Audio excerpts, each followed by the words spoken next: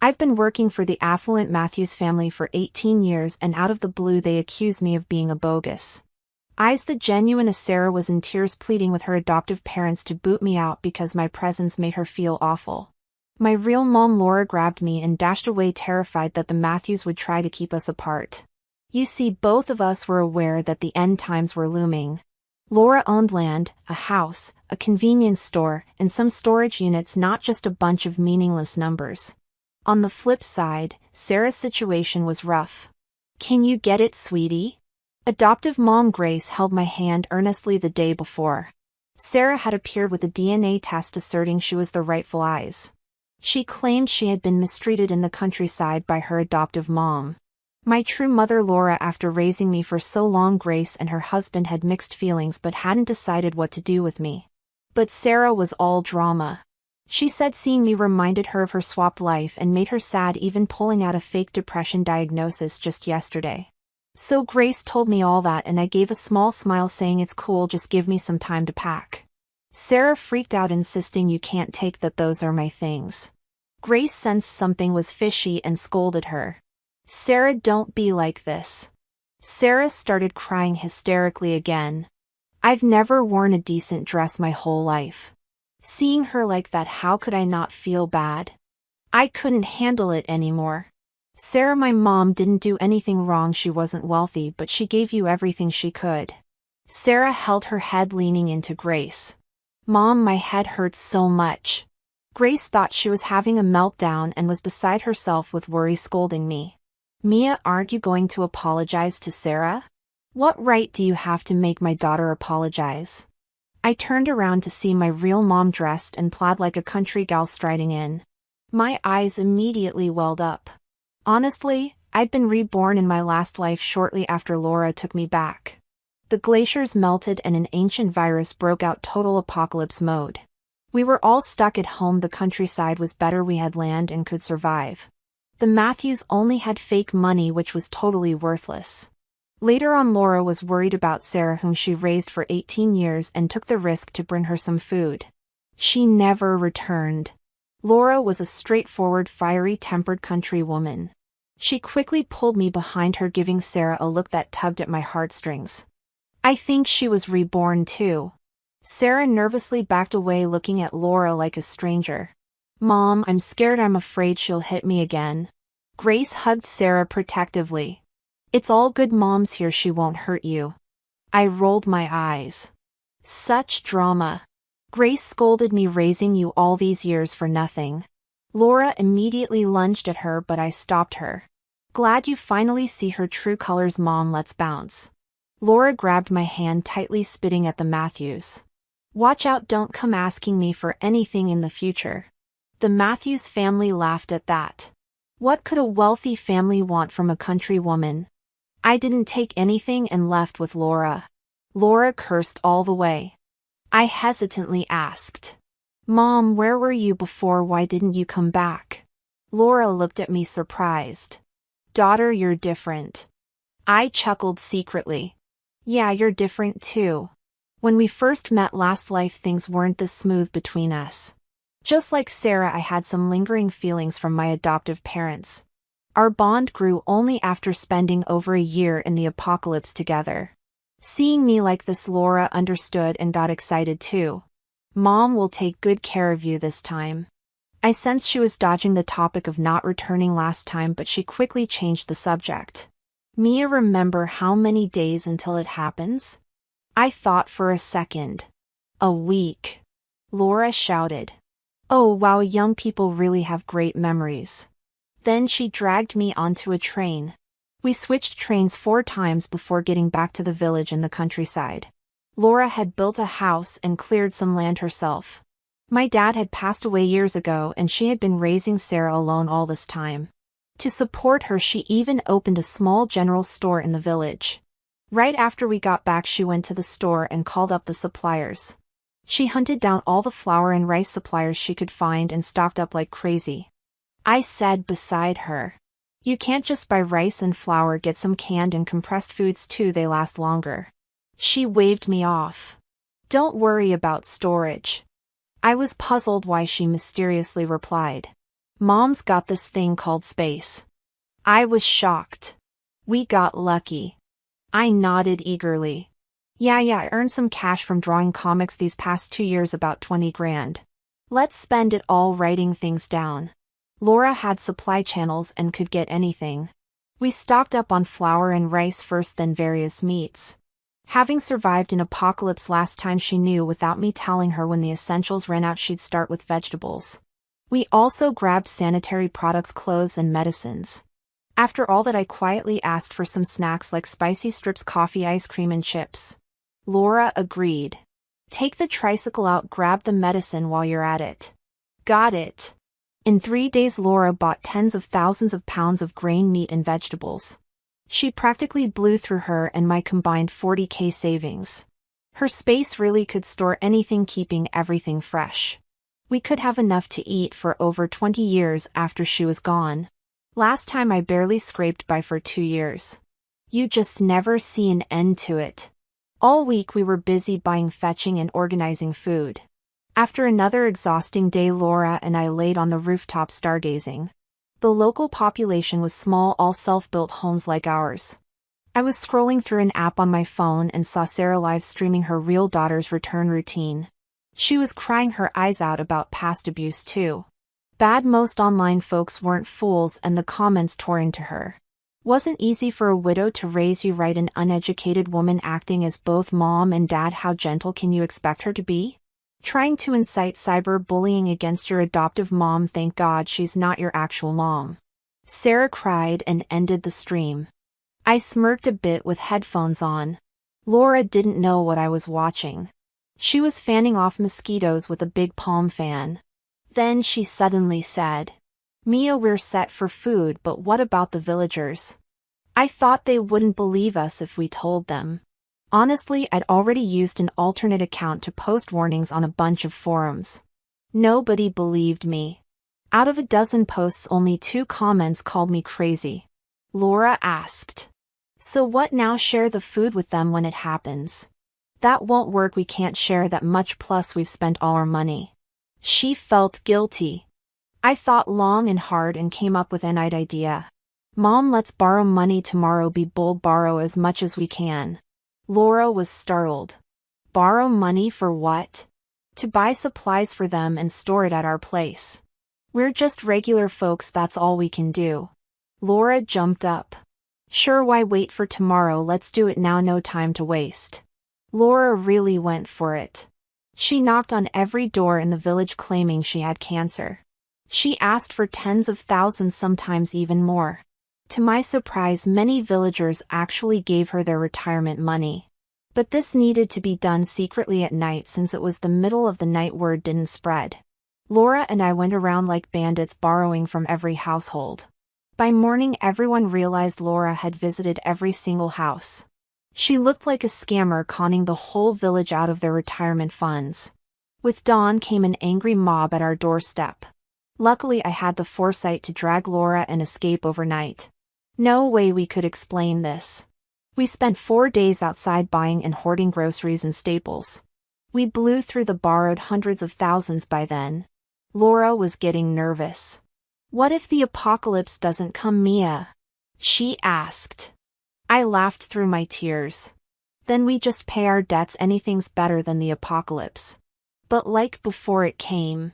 First there were typhoon warnings claiming it was the biggest storm in history, advising everyone to stay inside. The storm was worse than predicted. 5 or 6 days of relentless wind, tsunamis, earthquakes wiping out coastal cities. Then came the virus. Laura and I snuck back home during the storm. We bolted our doors, listening to the terrifying winds as we organized our stockpiles. Our inland village away from fault lines was less affected. In the past, our biggest enemy was a lack of supplies. The storm, like before, didn't let up. It took 5 days before it subsided. Caught off guard, no one was prepared. Early one day, Laura grabbed her old megaphone for selling wheeze and shouted around the village. Laura's here to return your money, everyone come to Laura's house. It was simple and loud. Before long, people were spreading the word. Laura's returning money, head to Laura's place. My mom opened the front door and everyone was shocked. 3 floors of our self-built house from the courtyard to the rooftop, even the cellar packed with supplies. The village head was dumbfounded. Laura, what's this about? Where's our money? Exhausted Laura said, it bought you all this food. We worked hard to explain the upcoming food shortage due to the virus spreading. Many elders had already been told by their kids in the city to stock up. Someone complained, but you didn't need to buy so much. Laura gritted her teeth. Take it for now. If we don't use it, I'll pay you back later. She waved a handful of IUS. No need to worry about these. Finally, folks calmed down. Later, Laura said, can't blame them. I'd be skeptical too. We had prepared the finances ahead of time, distributing goods based on the money borrowed. By afternoon, the news broke out the virus was here, asking survivors to quarantine at home. Prices soared in the cities with panic buying everywhere. Silence fell as people started moving their stuff faster. Watching our house get emptied out, the village head asked my mom, Laura, what about you? Laura waved him off. I've got more in the store's warehouse even. He seemed unsure. Let us know if you need anything. Laura ushered him out.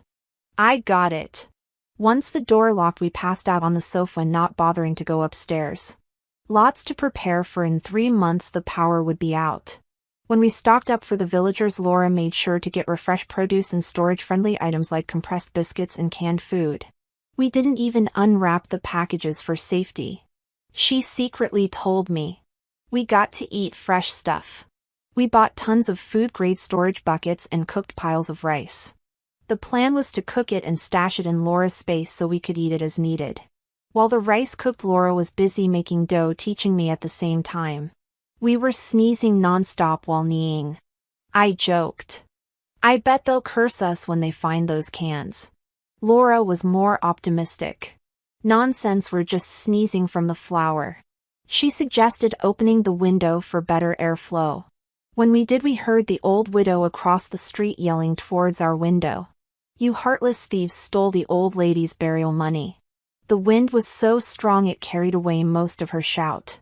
Laura quickly shut the window, playfully sticking her tongue out at me. Shortly after, the village announced roadblocks allowing entry only. Globally, quakes and tsunamis were rampant. A small country without nukes reportedly had a nuclear black due to a quake. It really felt like doomsday was creeping up. Our village was a sanctuary far from the oceans and fault lines, only impacted by the distant typhoon cities, leaving us with relentless storms. Some elders were already on the phone calling their kids back from far away. They began to buy into the apocalypse talk, saying they'd never seen anything like it in their lifetime. But when they called family elsewhere, they got an earful. Those who called me and my mom crazy were still around, but when they called family elsewhere, they got an earful. Those who called me and my mom crazy were getting their turn. As Laura and I cooked and made dough, we'd hear the old widow across the street mainly cursing her daughter-in-law, calling her a home wrecker, blocking her son's family. I frowned. Why say such awful things? While Laura was teaching me how to make buns, she said, country folks may talk rough, but their hearts aren't bad. One night she rushed to someone's door claiming she had cancer. The old lady gave her 50 grand, all cash sewn into different pockets, a thick stack of 5 bundles. Don't be fooled by her harsh words now. When her daughter-in-law had issues with her own family, it was Laura who had her back. Laura taught me. Don't judge people just by how nice their words are. Just then the home phone rang. Laura said, Mia, wash your hands and get the phone, play around for a bit afterwards. Sure thing. I walked over and picked up the call. It was Sarah on the other end. She was crying. Mom, our house collapsed in an earthquake. We almost died. In the past, when major disasters broke out, we divided the world into 3 zones. Our village, which was less affected, was called the Paradise Zone. Another, utterly destroyed by disasters, was the Early Death Zone. The last half-alive places were the Purgatory Zone. Sarah's home is now in the early stages of the Purgatory Zone. I turned on the speaker and Laura instinctively came over. She was crying dramatically on the other end.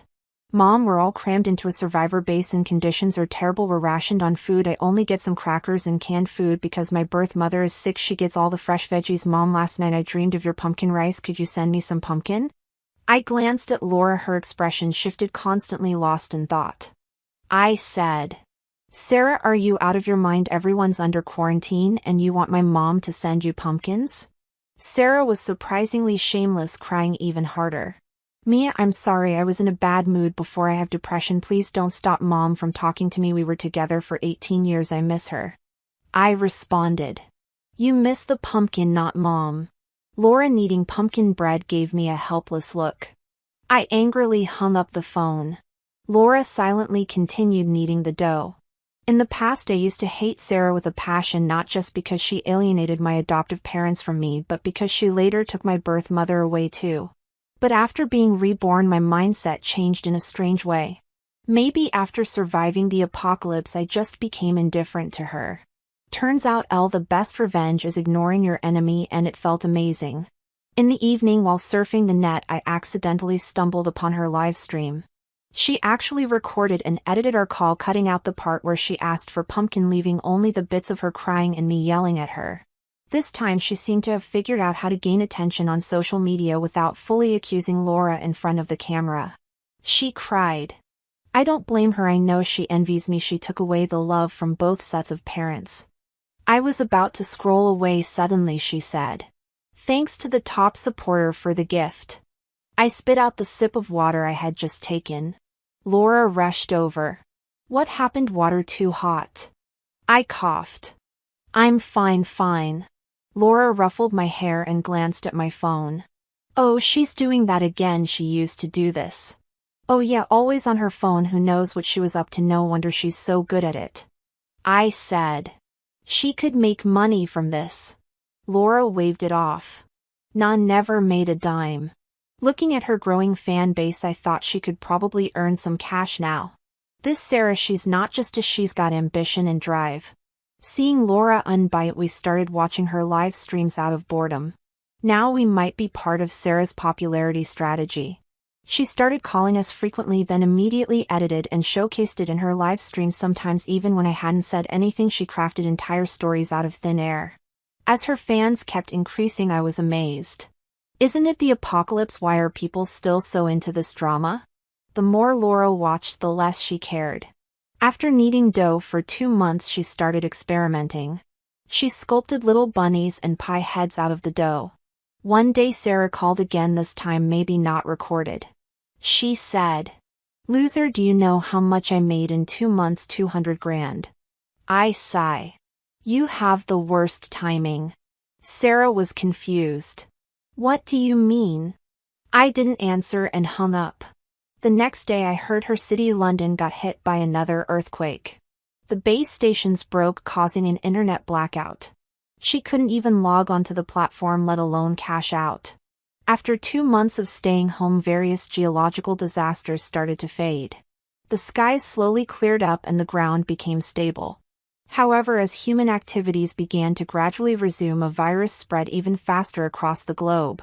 I knew from my past life this virus only infects humans, rapidly dropping blood oxygen levels, leading to organ failure. Highly contagious, the disease course is short and fast. Some called it divine punishment. Corpses lay everywhere outside our village, still had 0 infections. Luckily, those who had ventured out for work were scolded back home by their elders. The village head called a meeting to do a head count. All were back. He decided to reinforce the village entrances with barriers and electric fences. I questioned. What if there's a power outage? In my memory, we lose power next month. What if there's a power outage? In my memory, we lose power next month. The village head assured. We've got Jenner solar wind, tons of backup to power the grid. I was shocked. You thought of everything, uncle. The village head proudly said. Our power used to go out all the time. I asked. Did your son set up a system? Didn't expect to use it now. His son Benton is a Cambridge physics prodigy. Suddenly I remembered the village head's name. Mark is truly fitting for someone who seemed to have divine luck in this life. The village vibe was entirely different from the last. Last time it wasn't that safe. Here everyone was just waiting it out, starving each day. Now with the electric fence there's a newfound safety. A month later the power did go out, but the village's systems prioritized the fence. Rural folks were used to power and internet outages, so they didn't mind. They embraced a simple life. Sometimes I even tagged along with Laura for walks and collecting firewood. Laura mentioned, "If I'd known we wouldn't have cooked every meal those first few months." We were both aching all over and even used the remaining patches from our supplies for relief. I replied, "Not so sure people are resourceful might run out of firewood someday." Mostly it was just boredom not being able to leave the village or watch TV. So the whole village started chopping wood, fishing and catching little animals. Yesterday someone got injured by a wild boar. We were just talking about it, then we saw the village head on a three-wheeler with a raggedy phone yelling, "No reckless logging, no indiscriminate hunting or fishing. If you don't listen, the health clinic won't treat you. You guys are full and bored, huh? Never been hungry, have you?" He grumbled as he passed by. The driver was his son Benton, who seemed like he was forced into this, looking expressionless the whole time. The village head yelled from noon till night. Laura and I were bored, so we sat by the window for dinner listening to him switch up his words. Eventually his megaphone battery died right below my window. "Hey Benton, my megaphone out of juice." "Benton," he replied, "if it's out, it's out." His dad grabbed him by the collar.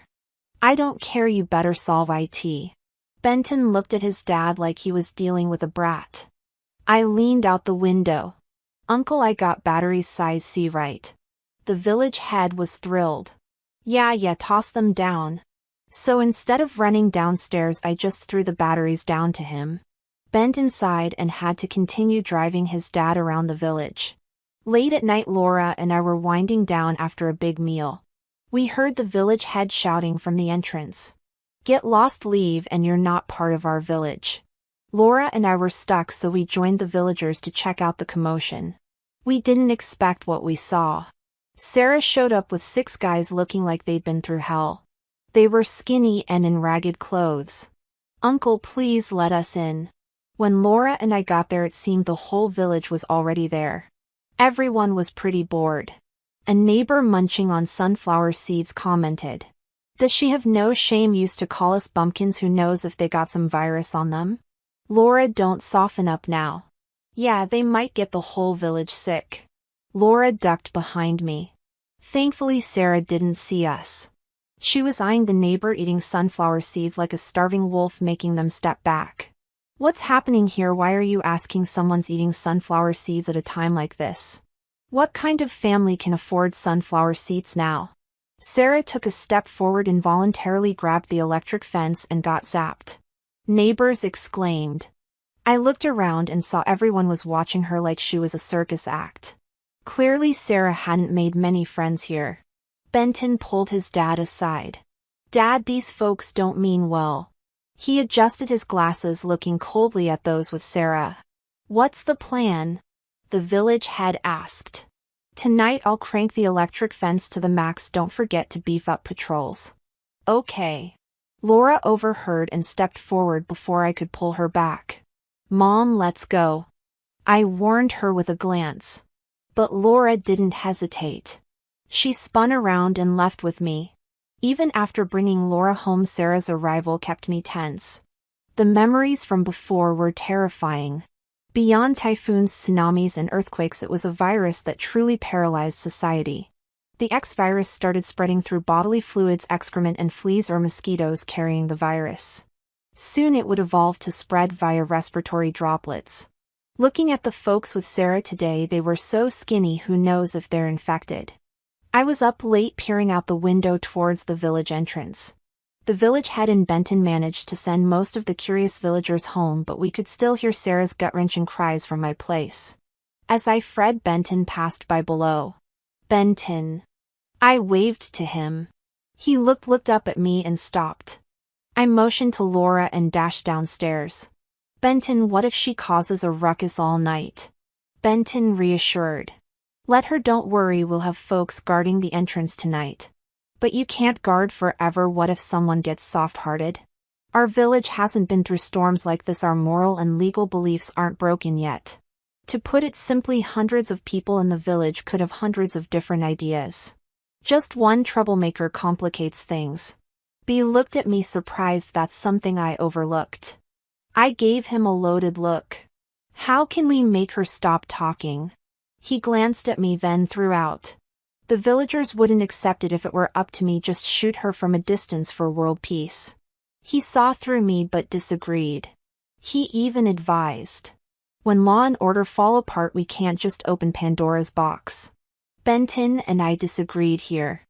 I wasn't being pessimistic, I genuinely feared someone playing victim could sway the village's kind people. The next morning I quickly ran to the entrance. That sympathy seeker Sarah cried all night, her voice hoarse yet still spewing. We're not sick, we really aren't uncles, aunties, I grew up in this village too, you can't watch me die. It's 7 lives here, how can you leave us to die, won't your conscience suffer? As I suspected, some villagers looked uneasy. One neighbor said they made it to the village gate. Another added it's still 7 lives. Sarah knelt bowing to the villagers. I don't want to die, please let us in. As she begged pitifully, I caught a glimpse of malicious calculation in her eyes when she glanced at me. It was like she was saying, watch, I'll get in sooner or later. As the villager chatter grew louder, I was figuring out my next move. That's when Benton spoke up. You can't come in, but if anyone has extra food, toss it their way. I was confused. Ben added, the area is spacious and isolated, no cases here, with food they can survive, and we'll have done our part. Hearing this, the villagers sprang into action. They climbed trees, tossing out a couple of packs of stored biscuits. Now we can chop wood and cook, these taste awful anyhow. Sarah, we can only feed you, we can't let you in. Yeah, no one nearby, you guys manage outside. As soon as they tossed the biscuits, the villagers felt better. Sarah's companions scrambled to pick them up, but she kept pleading. Let us in, please. Now the villagers weren't having any of it. We gave you food, stop making a fuss. Don't you have any shame trying to get us killed on purpose? Exactly, I never saw that twist coming at all. I looked at Benton shocked. Just as he pushed up his glasses and let out a cynical smile. There's no such thing as completely good people in this world, just folks with no sense. He said his maneuver to lure the enemy worked. It got hundreds of people to think the same way. But the villagers felt it already helped Sarah, so they stopped worrying about her. By the afternoon, everyone started to leave the village entrance, and Sarah, although she got supplies, lost her chance to enter the village for good. I still felt uneasy applying mosquito repellent oil daily and keeping an eye on Sarah. I noticed the louder she screamed, the worse she got cursed at. The villagers couldn't understand why she insisted on coming in. They gave her food, didn't they? Finally, a dispute broke out within Sarah's little group. The 6 people who came with her suggested finding another way. That day, Benton and I were sitting under a crooked tree by the village entrance having lunch. Laura had packed me some meat buns and salted chicken along with a couple of Cokes, which I shared with Benton. Sarah, who was preparing to leave, swallowed hard and suddenly rushed toward the electric fence. Do you know that Mom's almost dying? My left hand held a meat bun, my right a salted chicken leg, staring at her blankly. Sarah held back her urge to lash out and put on a pitiful face again. Mia, honestly, we came here first to gather some info. Dad and Mom are back at the base and the conditions there are terrible. I get you're mad at me, but they did raise you for 18 years. She started crying as she spoke. Benton looked at me. She's trying to lure you out, don't fall for it. There's no way I'd fall for it. In the past life, she called Laura, crying about how our birth parents were gone. I pulled the chicken bone out of my mouth and looked at Sarah. Want to lick at this bone maybe? Benton joined in. Auntie's cooking is really good, even the bones are flavorful. Having eaten compressed biscuits for days, Sarah instinctively swallowed when she realized what she'd done. Her face went beet red with anger. Mia, you just wait and see. She finally left with her little group. I won't lie, the hateful look she gave me as she was leaving could scare a kid into nightmares. Finally, she's gone. I felt at ease. I selfishly thought it was all over. Benton pushed up his glasses. Do you know why I hang out here every day? I turned to him. Why? I admit it seemed odd. I watch over Sarah, he said. Isn't it because you want my family's buns? Benton pointed at the group leaving. They have guns. I was speechless. Benton added, we not ready, we can't risk casualties by confronting them. Linda's group are desperados, if they can't enter our village they'll cause trouble elsewhere. He repeated, Linda's group are desperados. If they can't enter our village, they'll cause trouble elsewhere. After Sarah and her group left, I joined the village activities. First up was the mosquito elimination team. The village leader organized the women to burn mug art everywhere. Almost every kid in the village had a mosquito zapper. Some even had roller skates and skated around the village with mosquito zappers, having the time of their lives. Then there was the herbal repellent made by the village's traditional doctor. The village had several pedal power generators with people taking turns riding them, 247 keeping the power storage full. There was also an old revolutionary's descendant in the village who learned how to make homemade weapons from his dad. He led the villagers to make bows, slingshots, and even homemade cannons and landmines. As for food, the village's economy went back to the commune era, with everyone discussing how to allocate labor and the fruits of their labor. We managed without letting the law or morals fall apart, keeping busy and even laughing. Life wasn't too tough if it wasn't for our inability to leave. I'd almost forget how messed up the outside world is now. One day my mom asked me to take food to Benton at the signal tower. I found my way there and saw him fiddling with a drone. Benton shirtless, he was playing with the remote. He turned and glanced at me. Almost a year into the apocalypse, he transformed from a skinny Cambridge nerd into a bronze muscular guy. I climbed the little hill with the food box. Mom asked me to bring you some salted chicken and Coke. Just then Benton's drone took off. He said, give me the Coke first, I'm dying of thirst. Oh yeah, I popped open the can, put a straw in and handed it to him as the drone flew away. How far can it go? I asked. He's been trying to fix the base station to reconnect with the outside world, but it wasn't working yet. I've modified it with every resource I could find. Optimistically, it can hover for 20 hours. I had no clue how impressive that was. As he spoke, images started showing on his laptop. We got a signal. I was surprised. Yeah, I rigged the BAS station satellite signal, but it only works here. Sitting down together while he ate, I started messing with the computer. The drone's footage was still over the mountains. Eagerly I checked the news. Even though the buffering made me nauseous, I was still satisfied. The news station kept rolling out disease control and prevention guidelines. Basically, eliminate mosquitoes, maintain personal hygiene, and keep a distance from people. Even folks staying at home or in bases couldn't stop the death rate, which had become just numbers on a cold chart. Apart from natural disasters, humanity suffered from self-inflicted chaos. In this hell-like apocalyptic world, crime rates were soaring. Statistics showed people dying from diseases and crimes were almost equally divided. Are we humans going extinct? I murmured. Bent and munched on the bun. The country's still here, holding on. Research for a cure hasn't stopped. We won't die out. Yes, our village will persevere. I hadn't finished my confident words when the drone footage showed scenes from other villages, though the buffer and turned them into stills. I clearly saw Sarah's face, judging by the surveillance. Sarah and her group were at West Village. West Village had turned chaotic, full of violence. The drone had already captured several fights. Sarah, along with her former companions, seemed to be calling the shots. Now holding a gun, she ordered a young man around, shouting, "You won't listen, then you'll die. Even if it kills me, I have to say it and die." We were living just fine, so why go in another village with a bang? Sarah picked up a big rock and cracked it over that guy's head. I was shocked and thought, she's coming our way. Sarah spotted the drone and started marching towards it. Benton, holding one of our dumplings in his mouth, began manually controlling the drone. With some close calls, the drone managed to fly away. Now I understand what Benton meant about not unleashing Pandora's box. Look at the villagers from the West Village who used to be so simple and honest, now all with twisted faces. Benton, while maneuvering the drone around the village, said to me, "Go find my dad, we need to be ready for battle." The drone's direct path meant it took about an hour to get to the West Village, but for people trudging through the mountains without transportation would take about a day. When our village heard that Sarah might lead an attack on us, everyone was fired up. We should have just taken them out at the village entrance when we had the chance. Yeah, and after giving them all those cookies. What they didn't know was that Sarah's crew had guns. Benton didn't step in at the time to avoid putting the village in danger. The village leader held his megaphone with a grim look. "Listen everyone, we've stockpiled a lot of weapons. We can definitely keep the enemy outside the village." The handmade explosives we crafted these past days finally came in handy. The village leader had them planted all along the roads.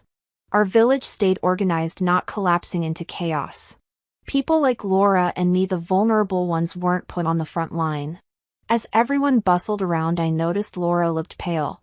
"Mom, are you all right?" Worried, she thought about Sarah. Laura pulled me aside. "Mia, don't worry, I'm definitely going to keep you safe this time." I was stunned. "Mom, do you know the people with Sarah?" Laura nodded. "Yeah, in a past life when delivering supplies to Sarah I saw those people. I was always careful on the way, avoiding contact and using herbs to ward off insects. But outside Sarah's refuge I found Sarah with those people. They were ruthless, ruling over the shelter with no humanity. They took her herbs and masks and didn't let her in. Knowing she wouldn't be spared, I managed to walk back, foraging along the way. But upon reaching the village gate I realized I was infected. Not daring to step inside, I died roadside." Opening her eyes again, she realized she was reborn. Having been at death's door, she learned her lesson. Laura grabbed the village chief Marcus's arm. "We can't let them, and I mean it, attack if you must, whatever it takes. Sarah can't come in." Sarah showed her true colors in this end-off day scenario. She wasn't just any troublemaker, she was a tactical opportunist looking to reign in this tight situation. Now she comes leading dozens of people over hills to our village entrance. But they've been under the drone's watch almost the entire journey. Just meters from the gate, the homemade landmines began exploding chaotically. "Ah." Laura insisted on being on the front line, so I crouched alongside her in a tree. Binoculars in hand, watching. In the blink of an eye it was chaos outside. In the binoculars I spotted Sarah, lucky her dodging without getting hit, only bringing dozens. Half were already blown away at the gate. "They have bombs, run." Sarah, unsatisfied, she shot in the direction of the electric fence before retreating. But they hadn't gone far. Benton's drone tracked them, lingering in the nearby woods. Sarah was trying to rally the West Village people, claiming our village is rich in supplies. "I saw Mia from their village drinking cola. If we can get in, we won't have to worry about food or drink." Seeing her serious demeanor, albeit through a choppy video feed, was almost comical. Benton selected 2 captives via drone and had them captured alive. After interrogation we learned about the West Village's situation. Originally they were like us, a peaceful sanctuary. While they didn't initially stockpile as many supplies, they lived off the land. It began to collapse when Sarah and her group showed up at their gate. Sarah turned on the waterworks, pleading outside for 3 days. Debates erupted among the villagers about letting them in. The first bloodshed happened when someone shouted to kill the sympathetic. The opposing faction killed one of those sympathizers. Pandora's box had opened, villagers began brawling, chaos ensued. Eventually they even forgot why the fight started. When Sarah's group revealed their guns, they stood firmly with the sympathizers armed. They won the bloody conflict, brazenly welcoming Sarah and her group into the village. Thus began the West Village's nightmare. Violence ruled the village, already short on supplies. With constant fighting, their unity fractured. Sarah's crew, having weapons, could control the food. The West Village residents, tears and snot flowing, recounted their ordeal. Benton nudged me. "What?" proudly he said. "Admit your brother's smart." I covered my face. Sarah's gang was destined to be outmatched by Benton. After the first day's explosive denouement, the villagers were scared. After all, they had guns. But Benton reassured them. It's been a year and they've never left West Village for supplies. Where would they get more ammo? Not to mention Benton's drone was unpredictable. After switching out its battery at night, it flew back to the woods at dawn. Sarah tried attacking the village again, firing wildly. It was shockingly intense, but as daylight broke they realized scarecrows. We tricked them, wasting all those bullets. We hid behind the trees at the village entrance. No one acted rashly. As long as the power grid is up, we can keep them out. But then a sickening scene unfolded. A few wobbly, emaciated people came out of the dense forest. They peed at the entrance of our village. What's the deal with that? Benton adjusted his mask. They want to spread the virus to us. I was shocked. They're infected. Look at them walking like zombies, their faces all hollowed. The armed guys from West Village kept their distance. After they peed, those people even spat at the electric fence and nervously glanced back at the guys with guns. But as soon as they turned to leave, the guys opened fire. Unbelievable, just heartless. Sarah shouted from outside. Mia, don't think you can hold on to all those supplies. I'll come back and destroy you. You took away the wealth that was supposed to be mine for 18 years and now you're hogging the safety and supplies that should be mine. I won't let you off, people of your village. Listen up, hand over Mia if you don't want trouble from me. Listen up, hand over Mia if you don't want trouble from me, otherwise you'll all regret it someday. Then she led her starved followers away, leaving behind those infected bodies at our village gate. The village chief chuckled angrily. Wow, they've really outdone themselves. People gathered around looking at me, their expressions mixed. I felt scared and stepped back. Laura quickly blocked me. Sarah's lost it, you won't listen to her nonsense, right? The chief waved a hand. Laura, what's on your mind? Without you and Mia buying us all those supplies and calling back the kids, would we have what we have today? Another villager chimed in. Aunt Laura, don't overthink, we're human unlike them. Benton smiled. He's usually so serious that his smile caught me off guard. He pulled me out from behind Laura. He mocked me. Comrade, Mia always thinks the outside world has lost its humanity. No way, relax, Mia will protect you. The atmosphere quickly became warm and friendly. Benton and others, fully geared up, burned the bodies at the gate and disinfected the area. After this, Benton roamed around with his drones looking for Sarah.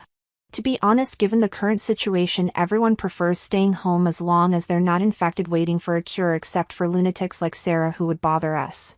Keep an eye on her and peace prevails. I spent my days with him by the signal tower too, as he tirelessly tried to fix it. So he left monitoring to me. I watched Sarah wreak havoc in nearby villages, same routine, she'd stir drama and then sneak in. Drones even overheard her planning to gather people to attack us. I was stunned. Why does she hate me this much? Benton fiddled with the tower in Doomsday. There are two kinds of people, Miha, those who believe it'll end, and those like her who think it's time to establish new rules. Me, so she's the latter exactly, she ain't too bright. Recently staying by the tower, I saw many countries give up, but ours hasn't. The first batch of antiviral drugs began testing, showing promise. Sadly, most rural signal stations are destroyed, cutting us off from the news. Benton worked another day devouring 6 big buns I made, yet the signal tower remained unfixed. As dusk settled, he gave up. I'll try again tomorrow, tell Laura to make me some pickled veggie and meat buns with a Coke. Me. Sure. In this life after the global population halved, I spent 3 worry-free and simple years in the village. We adjusted to life without power or internet. It wasn't too bad. Many young villagers' eyesight got better except mine. I kept tabs on screens and news for Benton. The lag was awful, making my nearsightedness worse. Benton's drones became more advanced. My skills with his drones improved too. I could swiftly control them to escape when Sarah's people spotted them without Benton intervening. He spent 3 years fixing the signal tower. Finally, one day it worked. He casually mentioned it. It was a sunny day, perhaps due to reduced human activity and shutdowns of large factories. The sunlight shone brighter and the sky looked clearer. Benton, with a towel around his neck and messy hair, proudly called out while I dozed, monitoring, unresponsive. He lightly kicked me. Wake up, what's done, Mia? Yeah, it's done. What's done? Oh no, Sarah's here on the monitor. Sarah, who had taken over 3 villages, marched in again, all aggressive. She shouted, this time we'll take down East Village. What to do, plant landmines. What to do, plant landmines. Quickly get uncle to plant mines. I panicked, crawling all over the hillside. Then a phone appeared in front of me. Me. Benton grinned. Call the cops. Me. Benton smugly said, signals back, orders restored. The news page on the computer showed that the army was cracking down on crime. I eagerly picked up the long-lost phone, my heart racing and hands trembling, and dialed. Sarah's gun-toting band had lived like outlaws in the mountains for 3 years. They fought, killed, almost queen of the area, but just as she thought she was ready, with hundreds following her and guns at the ready, she advanced. Her downfall was having no signal. Just as they reached the village gate, the army surrounded them. A loud voice boomed across the hills.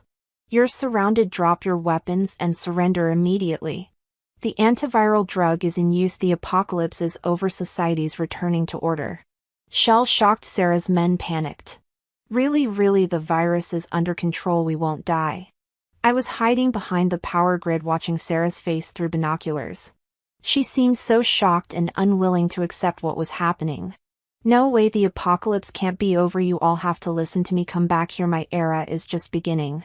But soon enough her entourage turned against her. I've had enough of you. They rushed her, surrounding her and giving her a beating. As they hit her, someone yelled, "She's the mastermind, we didn't want to come here in the first place." By the time the army managed to regain control of the scene, she was barely conscious. The villagers from the countryside shakily stepped out from behind the power grid. "Is it really truly over?" the village chief asked, full of emotion. A soldier saluted us. "It's over, your persistence these past few years has meant something." In that moment cheers erupted like a thunderclap, and then out of nowhere Laura and I found ourselves being tossed into the air by a crowd of people. We survived, we made it through. When the soldiers arrived they handed out the special medicine right away. With the meds in our hands we felt relieved. Even though we had been living relatively well, we quickly dismantled the power grid. The whole village came together, putting out a 3-day feast to celebrate the joy of finally being free. Finally we held on to the essence of civilization and returned to a civilized society. Restoring complete social order took some time, but the army was already distributing the special medicine throughout society. 3 months later Benton and I went to visit Sarah. I asked Laura if she wanted to come, but she declined. She said that's a past life, the bond is over. So Benton volunteered to accompany me. Not sure how, but he managed to get diesel from the army, filled up my tricycle, and off we went.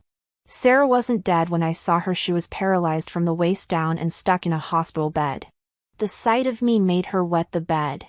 If the death penalty was her fate, it would probably be a mercy. Seeing Benton with me, she started drooling and crying again. "Benton, it's me, I knew you first." I was shocked she cried about that. I looked at Benton in surprise. He quickly raised his hands. "I don't really know her. We grew up together. I'm so mad she took everything from me." Sarah yelled, hitting the bed with her handcuffed hands. Benton pulled me back a few steps. "Just wait for the trial, no telling how long this punishment will last." I also felt grossed out, so I left with Benton. I heard some street food stalls had opened. "Let's go try them." "Cool, I'll buy for you." Amid Sarah's cries of frustration we briskly walked out of the hospital room. Our new life had just begun.